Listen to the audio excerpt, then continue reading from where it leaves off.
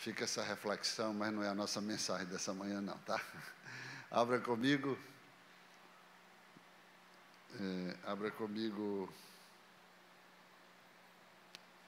Vamos pegar uma palavra hoje aqui que pouco se tem visto, ouvido nos púlpitos da igreja, mas foi algo que Deus colocou no meu coração.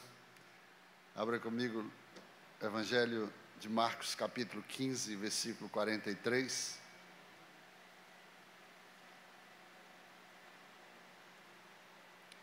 E João 19, versículo 38.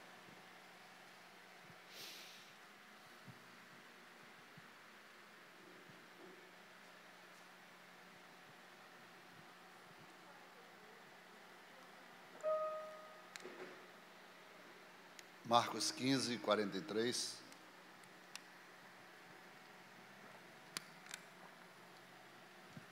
Tomei um xarope hoje de manhã, estou meio grogue aqui. Eu fui confrontar esse xarope, falei, vou ver se ele realmente faz efeito durante o dia, porque me orientaram para tomar só à noite. E realmente eu tive dificuldade de acordar quando eu tomei. Mas eu vou tomar de dia. A sensação é uma sensação de estar meio dopado, o corpo meio mole. Estava comentando com o pastor Edson aqui, falei, rapaz, é sério mesmo. Vamos lá. Marcos 15, 43. José de Arimateia, ilustre membro do Sinédrio, que também esperava o reino de Deus, cobrando ânimo, foi Pilatos e pediu o corpo de Jesus.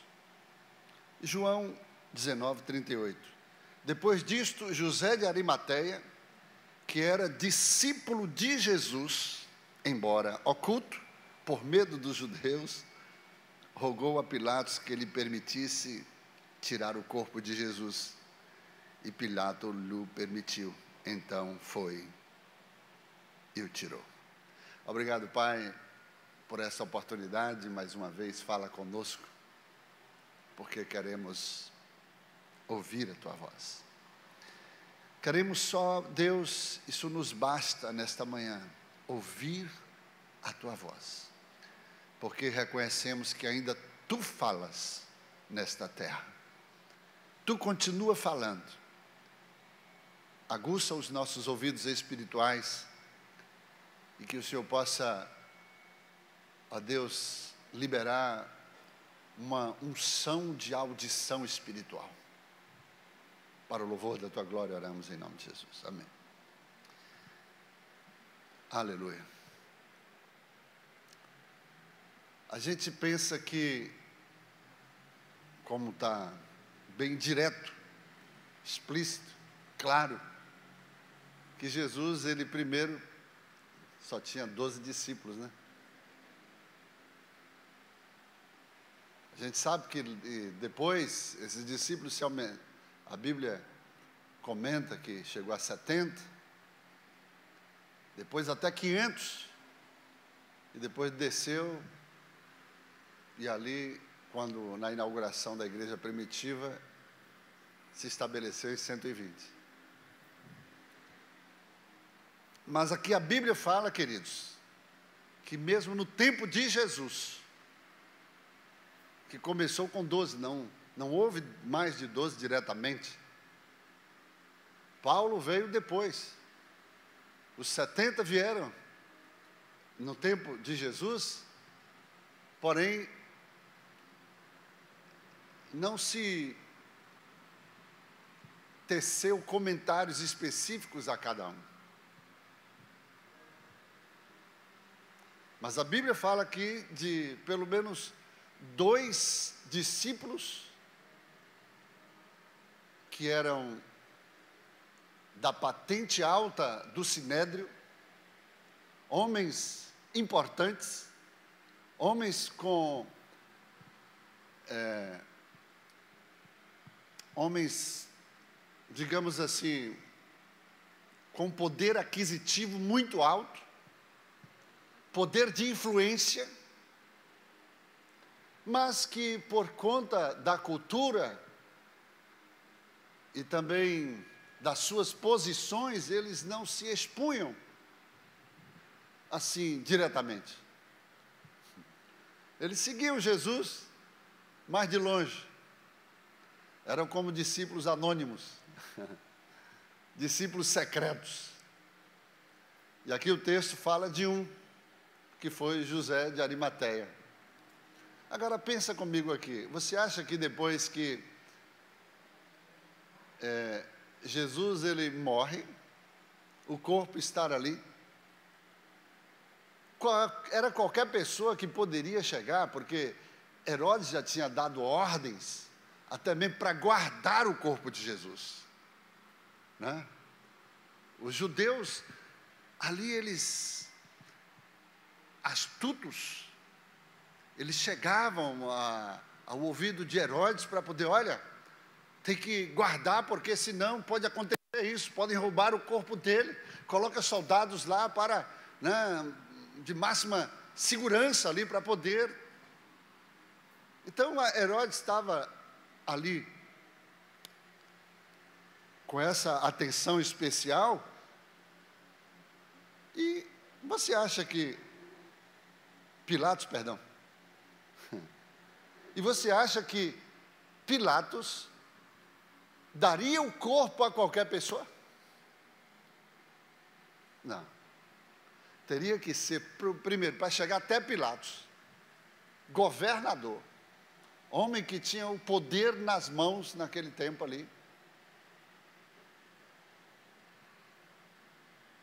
Entregar o corpo a qualquer um não faria isso. Tinha que ser alguém de influência, alguém que tinha acesso, alguém que tinha uma patente, que tinha credibilidade. E ali a gente vê que José de Arimateia, um tipo de senador no Sinédrio, com uma influência vasta, ele resolveu investir num corpo morto. Investir num corpo morto.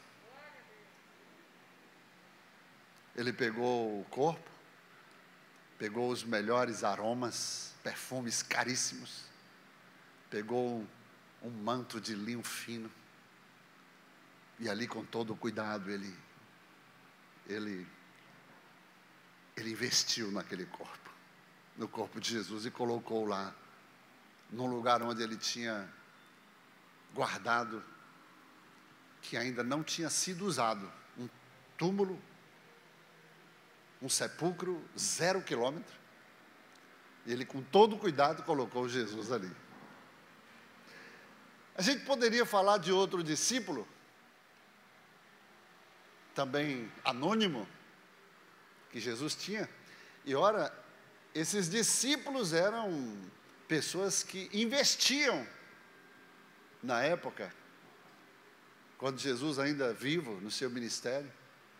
Nicodemos, ele sai assim ao escurecer da tarde, para que ninguém pudesse vê-lo, e foi ter ao encontro com Jesus.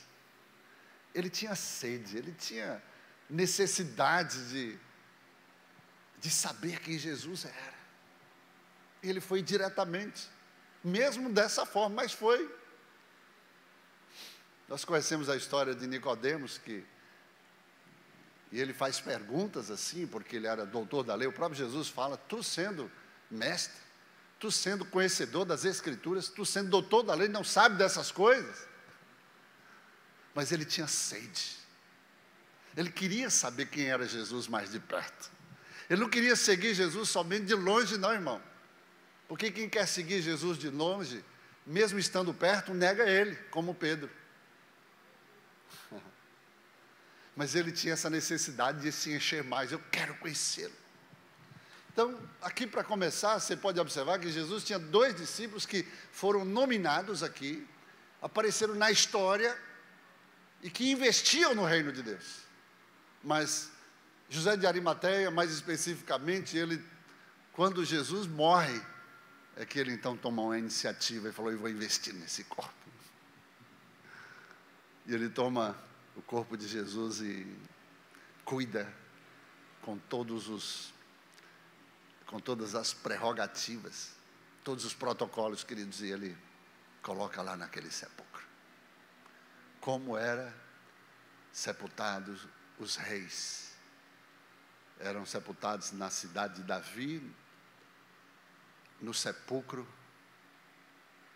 dos reis, com toda a honraria.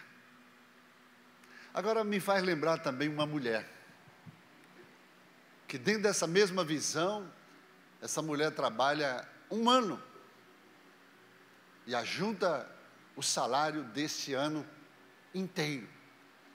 E numa oportunidade, eu entendo aqui que eu posso enxergar que essa mulher, ela teve uma visão, porque ninguém faz nada assim dessa magnitude, dessa natureza, sem ter uma visão. Ela sabe de uma festa na casa de Simão o leproso, não foi convidada, e de repente essa mulher aparece lá como alguém que